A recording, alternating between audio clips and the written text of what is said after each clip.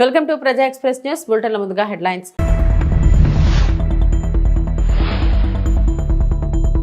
పదేళ్లలో నిర్లక్ష్యానికి గురైన వ్యవస్థలను చక్కదిద్దుతున్నాం సీఎం రేవంత్ రెడ్డి.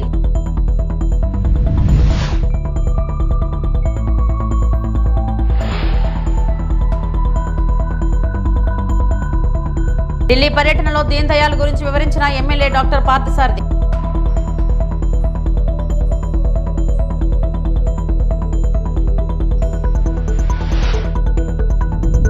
సినీ నటుడు సోను సూద్ తిరుమల శ్రీవారిని దర్శించుకున్నారు.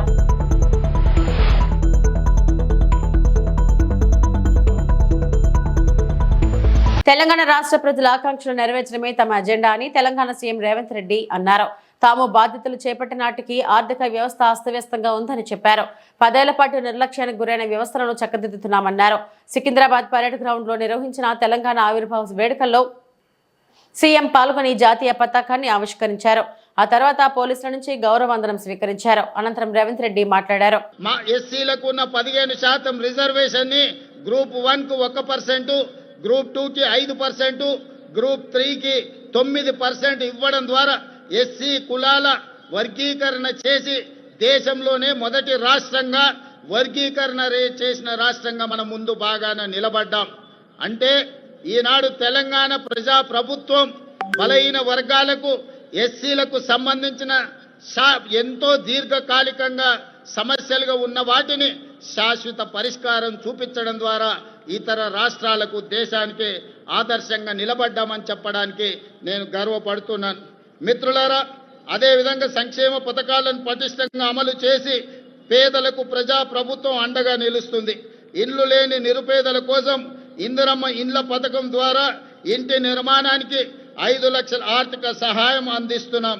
ఈ పథకం ద్వారా 4,50,000 ఇళ్లను ఈ సంవత్సరం పేదలకు అందించడం ద్వారా 22,500 కోట్ల రూపాయలు ఖర్చు పెట్టి పేదలను ఇంటి వాళ్ళను చేయడం ద్వారా ఆత్మగౌరవంతో బ్రతికే విధంగా ఈనాడు పేదలను ఆదుకోవడానికి మన ప్రభుత్వం ఇందిరమ్మ ఇండ్ల సంక్షేమ పథకాన్ని ముందుకు తీసుకువెళ్తున్నదని చెప్పి మీ అందరికీ చెప్పడానికి నేను సంతోషిస్తున్నాను. అదేవిధంగా ఇప్పటి వరకు 5,364 ఇందిరమ్మ లబ్ధిదారులకు 53,64,00,000 రూపాయలు నేరుగా లబ్ధిదారుల ఖాతాలోనే వేయడం జరిగింది. అదేవిధంగా మిత్రులారా, పేదల ఆకలి తీర్చడమే కాదు, వారి ఆత్మగౌరవంతో జీవించేలా సన్న బియ్యం పథకాన్ని ప్రారంభించాం.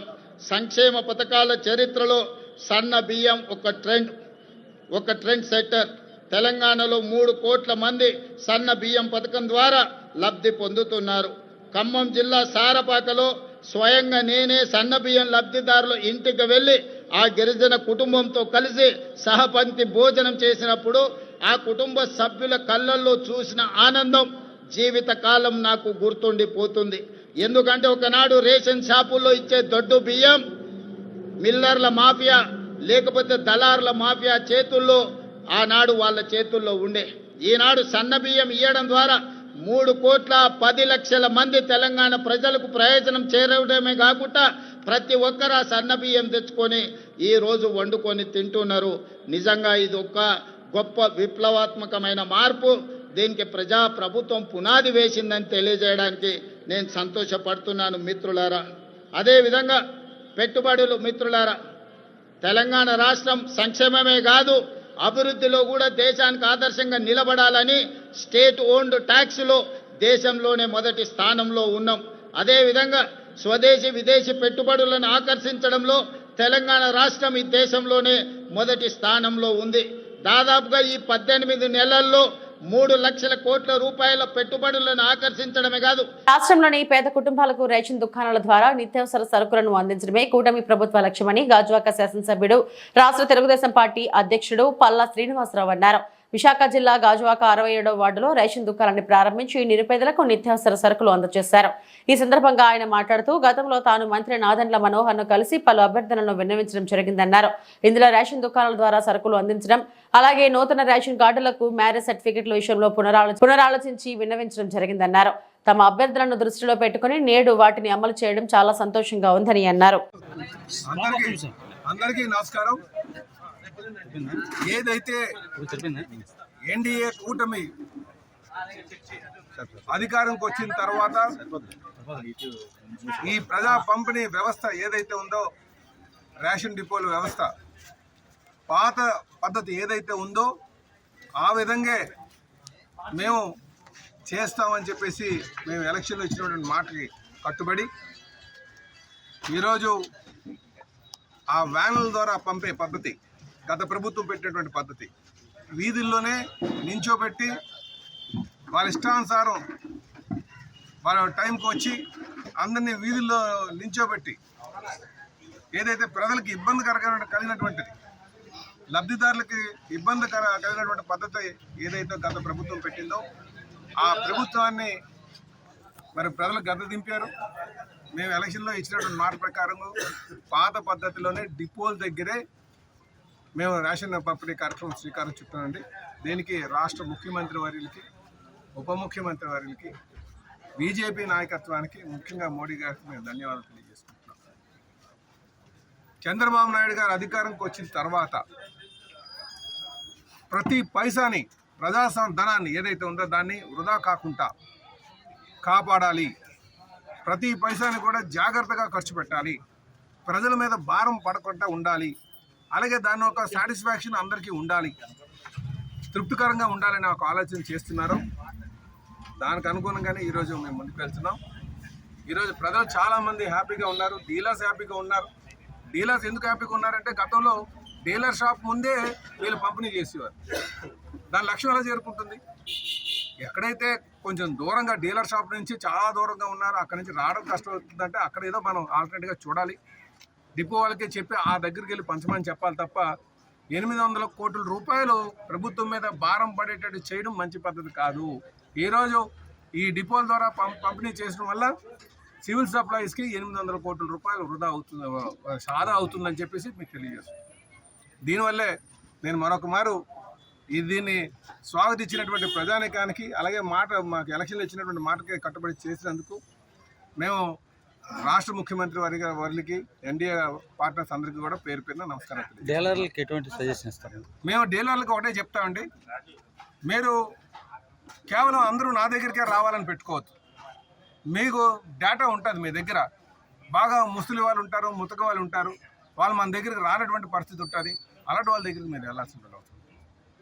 అలాగే దూరం ప్రాంతంలో ఉన్నారు, ఇప్పుడు ఇక్కడ నుంచి మనకు ఒక 3 కిలోమీటర్లు 4 కిలోమీటర్లు ఉందా అనుకోండి, ఎక్కడ కూడా లేదు అంత దూరం ఉందనుకోండి, అలాంటి దగ్గరికి మీరే కొంత కాస్త ఓపికగా వెళ్ళి అక్కడ పంపిణీ చేసేటట్టుగా, అంటే తుదిగా మేము చెప్పేది డీలర్స్ అందరూ కూడా ప్రజలకి తృప్తి కలిగేటట్టుగా, సాటిస్ఫాక్షన్ ఉండేటట్టుగా మెయింటైన్ చేయాల్సిన బాధ్యత మీకు ఉంది. ఇది అప్పుడు మనకి ఎటువంటి ఇబ్బందులు రాకుండా ఉంటాయి. కనుక ఇది మీరు అందరూ కూడా డీలర్స్ అందరికీ కూడా ఇది మనవి చేస్తున్నాను. నాకు ఈ అవకాశం ఇచ్చిన దానికి గాను వ్యాన్లు ఏమైనా యూజ్ చేసుకుంటారా? లేకపోతే వ్యానుల వల్ల 800 కోట్ల భారం నేను అడిగింది అది కాదు. అది వాళ్ళు ఇప్పుడు వృద్ధులకు కానీ లేకపోతే నేను ఒకటే అడుగుతున్నానండి, మేము ఒకటే చెప్తున్నాం, అది వారి బాధ్యత. మేము డిపోకి చేరువేయడం వరకే మా బాధ్యత. ఓకే, అక్కడి నుంచి డిపో మేనేజర్స్, డిపో ఓనర్స్ ఎవరైతే ఉన్నారో వాళ్ళు పబ్లిక్లో సాటిస్ఫాక్షన్ వచ్చేటట్టుగా వాళ్ళు చూసుకోవాలి. అందుకే ముస్లిం ముతగా ఉంటే వాళ్ళ దగ్గరికి వెళ్ళలేరు.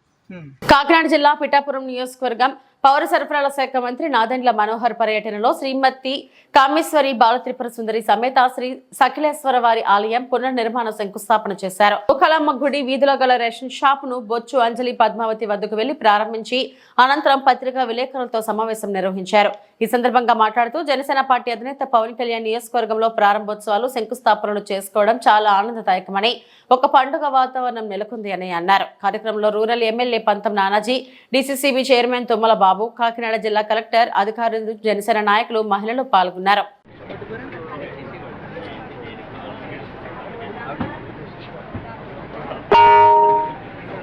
దాదాపు 1700 కోట్ల రూపాయలు వెచ్చించి రాష్ట్రానికి ఎంతో నష్టం కలిగించారు. ఈ 29,000 రేషన్ షాపులు ప్రతిరోజు 1వ తారీఖు నుంచి 15వ తారీఖు వరకు ఉదయం 8 నుంచి మధ్యాహ్నం 12 వరకు, మళ్ళీ 4ంటికి ఓపెన్ చేసుకుని సాయంత్రం 8 వరకు కార్డుదారులు అందరికీ కూడా అందుబాటులో ఉంటారు. ఇంకొక ముఖ్య కార్యక్రమం దీంట్లో ప్రారంభించాం. మొట్టమొదటిసారి రాష్ట్ర ప్రభుత్వం తీసుకున్న నిర్ణయం ఎవరైతే 65 సంవత్సరాలు నిండిన వృద్ధులు ఉన్నారో, ఎవరైతే దివ్యాంగులు ఉన్నారో వాళ్ళందరికీ కూడా ఇంటికే వెళ్ళి డెలివరీ చేసేటట్టు 5వ తారీఖు లోపే ప్రతి రేషన్ షాప్ నుంచి ఆ కార్యక్రమం ప్రారంభిస్తాం. మన కాకినాడ జిల్లాలోనే దాదాపు 71,000 మంది దానికి అర్హతగా మేము గుర్తించాం.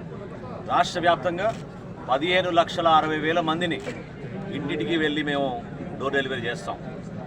ఇప్పటికీ 10:30 సుమారు ఈ సమయంలో కూడా ఈ 29,796 షాపులు గాను 24,795 షాపులు ఆల్రెడీ ఉదయం నుంచి రేషన్ పంపిణీ చేస్తూ ఉన్నారు.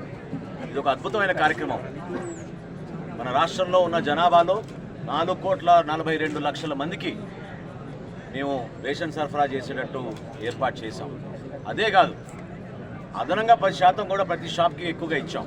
ఎందుకంటే కేంద్ర ప్రభుత్వం అవలంబించబోయే కొత్త పాలసీని మన రాష్ట్రంలో ముందే మనం ప్రవేశపెట్టి ఎక్కడైనా సరే, ఏ షాప్లో అయినా సరే ఎవరైనా రేషన్ కార్డుదారులు వారి సరుకును తీసుకోవచ్చు. దాన్ని పోర్టబిలిటీ అంటాం. నేషన్ వైడ్ పోర్టబిలిటీ ఎస్టాబ్లిష్ చేస్తున్నారు కాబట్టి ముందుగానే మనం మన రాష్ట్రంలో ఈ కార్యక్రమాన్ని అద్భుతంగా ముందుకు తీసుకొచ్చాం. ఎంతో గర్వకారంగా భావిస్తున్నాను నేను. మా పార్టీ అధ్యక్షులు పవన్ కళ్యాణ్ గారి నియోజకవర్గంలో పిఠాపురంలో ఈ రోజున ఈ రాష్ట్ర వ్యాప్తంగా ఈ కార్యక్రమాన్ని ప్రారంభించడం ఒక గొప్ప అదృష్టంగా భావించడమే కాకుండా మా నాయకులు, కార్యకర్తలు అందరూ కలిసికట్టుగా ప్రతి షాప్లో కూడా ప్రతి గౌరవ శాసనసభ్యులు, పార్లమెంట్ సభ్యులు, మంత్రులు అందరినీ కూడా ముఖ్యమంత్రి గారు కూడా ఆదేశించారు. ఈ రోజున కనీసం 3 రేషన్ షాపులు ప్రారంభించమని ఈరోజు గౌరవ ముఖ్యమంత్రి గారు ఆదేశించడం జరిగింది. ఖచ్చితంగా ప్రతి నియోజకవర్గంలో కూడా పారదర్శకంగా, నిజాయితీగా ప్రతి కుటుంబానికి, ప్రతి డీలర్ కూడా ఆదర్శవంతంగా నిలబడేటట్టు మేము తీర్చిదిద్దాం. టెక్నాలజీని ఉపయోగించుకుంటున్నాం. గతంలో ఎప్పుడు లేని విధంగా ఒక కొత్త యాప్ డిజైన్ చేసాం. ఆ యాప్ ద్వారా ఎప్పటికప్పుడు నమోదు చేసుకుంటూ ప్రతి గంట కూడా మాకు పెన్షన్లు ఏ విధంగా మేము ప్రతిరోజు సమాచారం అందిస్తున్నామో అదేవిధంగా రేషన్ సరుకులు కూడా ఎన్ని షాపుల్లో ఎంతమందికి అందిందో, ఏ గంటకు ఎంతమందికి అందిందో దానిపైన కూడా మేము ఖచ్చితంగా సమాచారం మేము తెచ్చుకుంటున్నాం ఈ టెక్నాలజీ ద్వారా. రాబోయే రోజుల్లో ఖచ్చితంగా మేము మరింత మార్పులు తీసుకొస్తాం. సీసీ కెమెరాలు ఏర్పాటు చేస్తాం. వచ్చిన వినియోగదారులకి సౌకర్యాలు కల్పిస్తాం.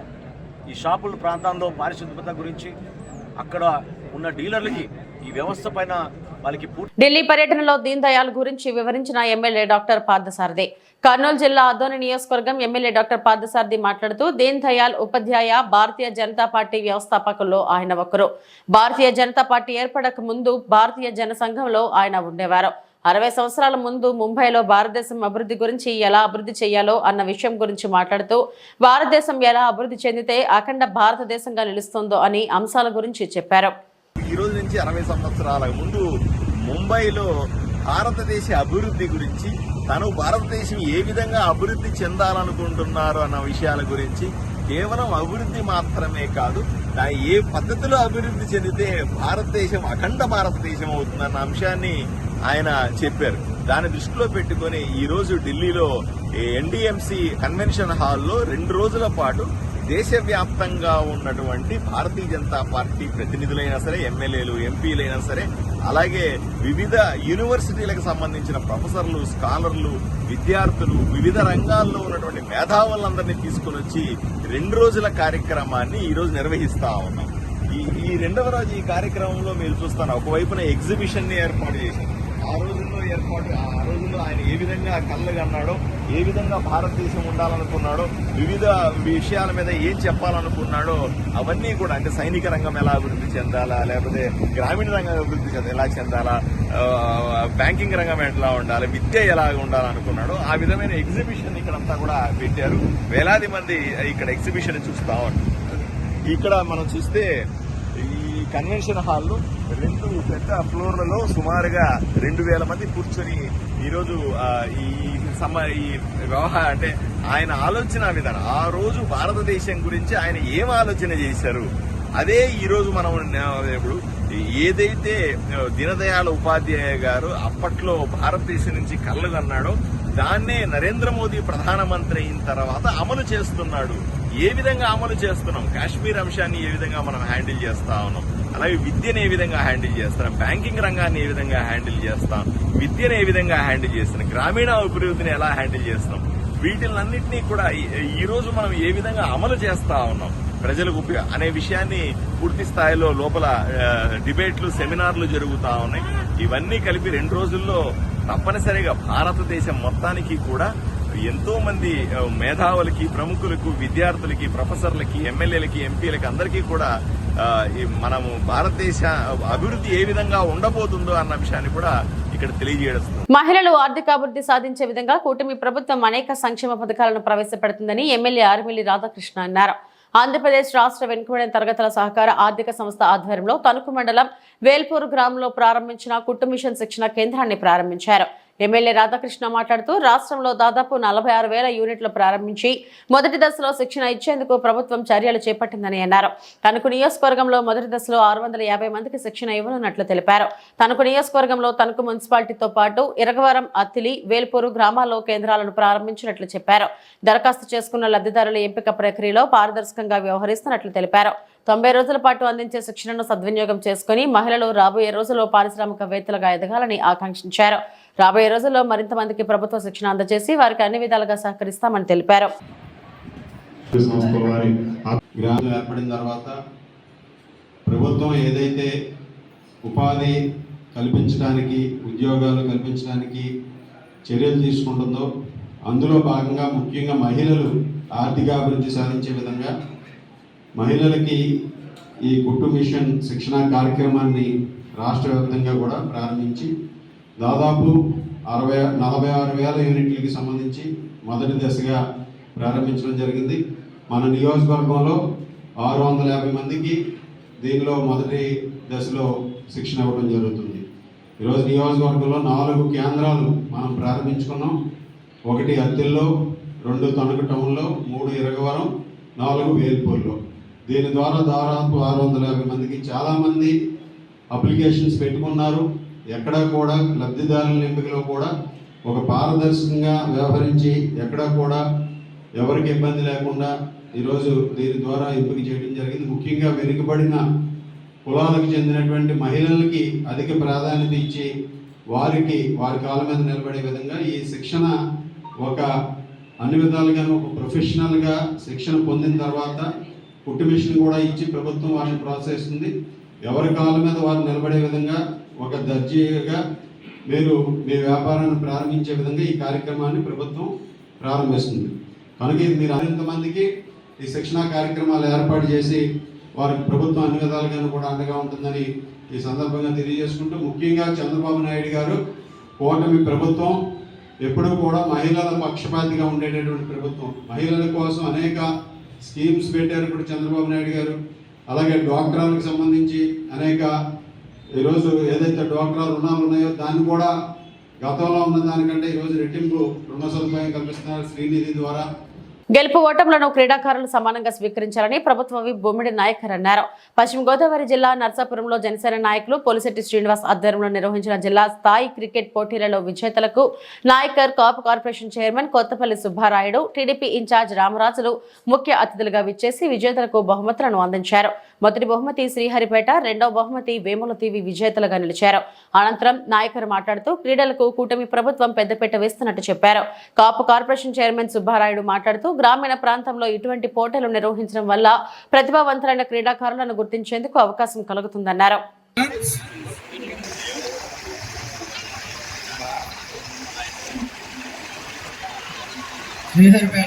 చాలా చక్కగా బౌలింగ్ ఆడడం అనేది జరుగుతుంది.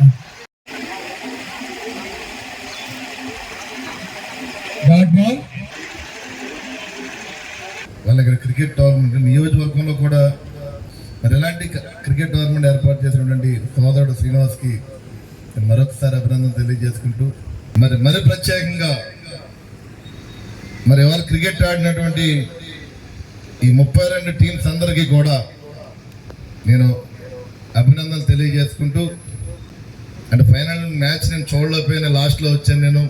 2 టీమ్స్ బోత్ టీమ్స్కి కూడా విన్నర్స్ అవ్వచ్చు లేకపోతే రన్నర్స్ అవ్వచ్చు, మరి ఇద్దరికి కూడా నేను హృదయపూర్వక అభినందన తెలియజేసుకున్నాను. అంటే స్పోర్టివ్గా తీసుకోవాల్సిన అవసరం, ఎందుకంటే గెలుపోవడం సహజమే. అంటే ఈరోజు ఓడిపోవచ్చు, రేపు ఇంకో టోర్నమెంట్లో గెలవచ్చు. మీరు అదే స్పోర్టివ్ తోటి మరి రాబోయే రోజుల్లో కూడా మీరు ఎక్కడైనా సరే టోర్నమెంట్ పార్టిసిపేట్ చేసి మరి మీరందరూ కూడా విన్నర్స్గా మరి ముందుకు వెళ్ళాలని చెప్పి మీ జీవితంలో కూడా ప్రతి సందర్భంలో కూడా ప్రతి ఒక్కరూ కూడా నిత్యం మనం బిజీ షెడ్యూల్ అవడం వల్ల కొంత స్పోర్ట్స్ మనం దూరంగా అవుతున్నాం. అలాంటి పరిస్థితుల్లో ఇవాళ ఇక్కడ చక్కటి క్రికెట్ టోర్నమెంట్ ఏర్పాటు చేసి మరి యువతలో కూడా ఒక క్రీడా స్ఫూర్తిని కలిగించే విధంగా మరి కార్యక్రమం మరి ఏర్పాటు చేసినటువంటి కమిటీ వారందరూ కూడా నేను ధన్యవాదాలు తెలియజేసుకున్నా. మరి స్పోర్ట్స్ పర్సన్ మీరు ఐపీఎల్స్ ఉన్నాయి, లేకపోతే వివిధ రకాలుగా కూడా రంజీస్ ఉన్నాయి. మరి మీలో కూడా అంటే బియ్యం కోసం రేషన్ షాపుల వద్ద పేదల కుస్తీలు. ఉదయం నుంచి గంటల కొద్దీ క్యూ లైన్ లో నిల్చొని బియ్యం కోసం పేదలు పడికాపులు. వేలిముద్రలు రాలేదు, సర్వర్ డౌన్ అంటూ రేషన్ డీలర్లు బుకాయింపు. దాంతో చేసేదేమీ లేక అన్ని పనులు మానుకుని క్యూ లైన్ లో అవస్థలు. వైఎస్ జగన్ హయాంలో MDU వాహనాల ద్వారా గడప వద్దకే రేషన్ బియ్యం పంపిణీ. కానీ గత నెలలో ఆ వాహనాలని కక్షపూర్తంగా రద్దు చేసిన చంద్రబాబు పేదల్ని తిప్పలు పెట్టడం అంటే నీకు సరదానా?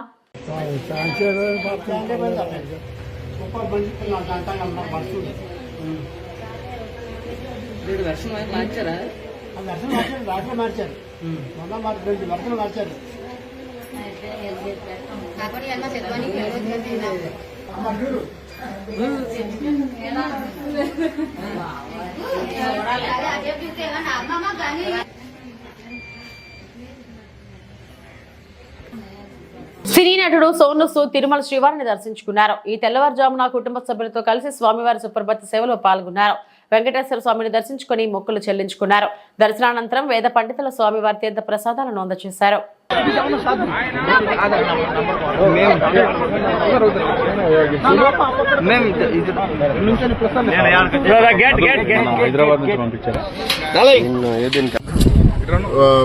I remember कि जब पहली दफ़ा मैं आया था, so I come for my very first film, Kallalagar, 25 years ago, and now today coming back with family, यहाँ पे दर्शन के लिए बड़ा अच्छा लग रहा है. I think I just want to pray for everyone that everyone should be happy, they should prosper और सबको खुशियाँ दे भगवान और हमें हमेशा ऐसी ताकत करता रहे कि गोविंदा के आशीर्वाद से हम लोग भी लोगों की मदद करते रहे. Sir next project next project अभी we are starting a film called Nandi, जो मैं एक्ट भी कर रहा हूँ, डायरेक्ट भी कर रहा हूँ. तो सितंबर में शुरू होगा. गोविंदा के दर्शन के लिए जरूर आएंगे. आज सुप्रभातम दर्शन हुआ है और दिन की शुरुआत हुई है. बहुत अच्छा है and I pray for everyone in this world. Thank you so much.